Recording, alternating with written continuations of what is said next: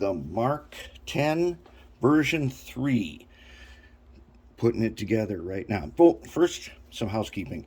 Now, if you've sent me email with questions, generally I respond to all of them pretty quick. And so I've gotten a couple lately. I don't know if you got them, if you got my response. If you didn't, send me again. But let's see, I got Blaine, I got your pictures, and Richard, I got the hustler questions. Bobby, a couple more of you guys. I got all your emails. Let me know that you're getting my responses. That'd be great. Just send me a reply saying you got it, and that'd be good. I try to respond to every email pretty quick. All right, now this here is our Mark X version 3, the X.3. What I did was I went back to the drawing board completely and took everything we learned from the X2 and I incorporated that into, made a new design. What I had to do, I wanted to lower the height where the pintle goes just a little bit. And I got a ton of new frames. What I found was when I made this, I had to make another frame, which is going to be done at 1 o'clock today. And boy, it'd be sweet if we were actually testing one today, wired up and everything. All right, so here's what we got. There's not enough time for me to get new gears of different kinds, so we got to go with what we got. So I've got to use these 12-tooth gears, and this is the arrangement that we're going to use for the 3-axle truck. And I mocked one of these up, and I tested on the 15-inch radius, had no problem.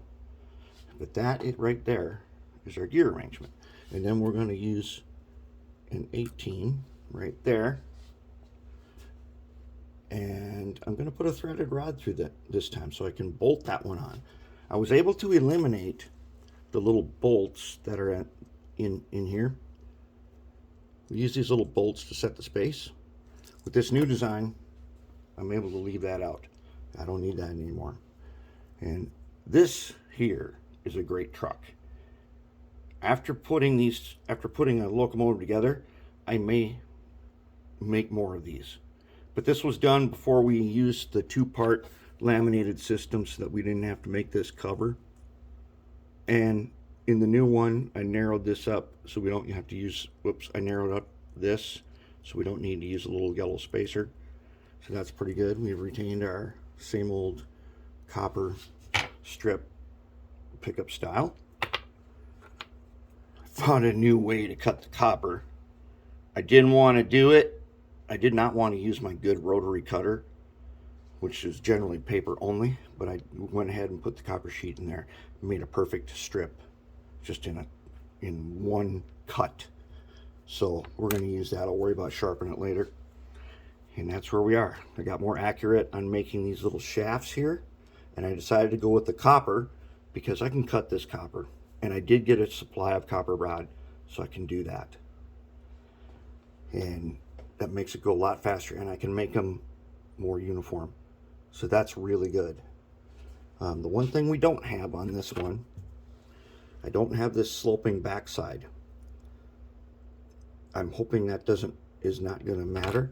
See, on the 2, it slopes down, and then that's where the wires get attached. It gives them a little extra space. But I made this low enough that where the pintle goes in, I think there's going to be a gap here. And I have an idea of bringing the wire around up onto the frame to a PC board. That would be so clean. That'd be the cleanest thing I ever seen. It'd be awesome. We're going to try that in a little bit. All right, so that's where we are. I'm going to show you the assembled thing in a little while. And we got a frame for this thing coming out. If this thing goes together right, we're going to kick out 2 more of them. I now know that it takes to go, now the thing is designed, over the course of one movie, I can do several of these trucks. From cutting them to finishing them up and putting them together. That's pretty good. Frames take overnight. But as long as we anticipate what we need, we got a ton of frames right there for 2-axle locomotives. And now I've got the first one cooking for the 3. So that's where we are. We're looking in really good shape. This should be a big jump forward in our technology here.